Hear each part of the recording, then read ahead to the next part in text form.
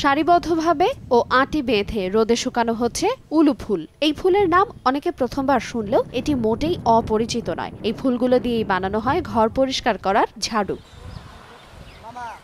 পাহাড়ে প্রাকৃতিকভাবে গজিয়ে ওঠা এক শ্রেণীর বিরুৎ জাতীয় গাছ উলু ফুল বা ঝাড়ু ফুল। বিশেষ করে পাহাড়ের ঢালে এসব গাছের বিস্তার হয়ে থাকে। একসময় এই ফুলের তেমন গুরুত্ব না থাকলেও বর্তমানে ঝাড়ু হিসেবে ব্যবহার হওয়ায় এই ফুলের চাহিদা বেড়েছে ব্যাপক।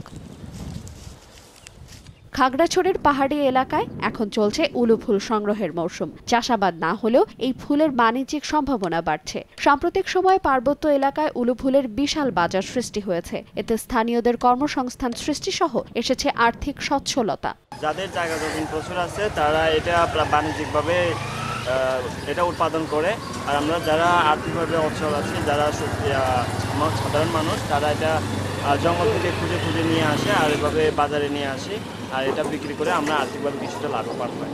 পাহাড় থেকে নিয়ে আসছে অনেক দূর দূরান্ত থেকে, আমরা এইগুলা ওখান থেকে ওইটা ফুলের যারা প্রাকৃতিকভাবে উৎপন্ন হয় ওইগুলা বাজারে এনে আমরা বিক্রি করি, অনেক লাভবান হয়। পাহাড়ি থেকে নিয়ে এখানে সংগ্রহ করি, তারপরে আমরা শহরে বিক্রি করি। ট্রাক লোড দিয়ে শুকনো ঝাড়ু আমরা লোড দেই। 18 থেকে 20টি ফুলের একটি আঁটি স্থানীয়ভাবে 7 থেকে 8 টাকায় বিক্রি হয়। পরে স্থানীয় ও পাইকারি ব্যবসায়ের মাধ্যমে দেশের বিভিন্ন অঞ্চলে এগুলো বাজারজাত করা হয়। উলু ফুলের প্রচুর চাহিদা থাকায় অব্যবহৃত টিলা ও পাহাড়ে আবাদের সম্ভাবনা দেখছেন অনেকে। এগুলো প্রাকৃতিকভাবে উৎপন্ন হয় এবং তারা এখানে নিয়ে আসার পরে আমরা এগুলো সংগ্রহ করে এগুলো প্রক্রিয়াজাত করি। এগুলো বিক্রি করে আমরাও স্বাবলম্বী হইতেছি। এখানে পাহাড়ি জনগোষ্ঠী যারা আছে তারাও এগুলো দিয়ে বিক্রি করে স্বাবলম্বী হইতেছে। তারপর যাদের কাছে আমরা বিক্রি করতেছি তারাও স্বাবলম্বী হইতেছে। আমার প্লেন ডিস্ট্রিক্টে ঝাড়ু পাওয়া যায় না, পাহাড়ে আসছি, এখানে পাওয়া যায়। আমি ঢাকা বা বিভিন্ন ডিস্ট্রিক্টে মাল চালাই।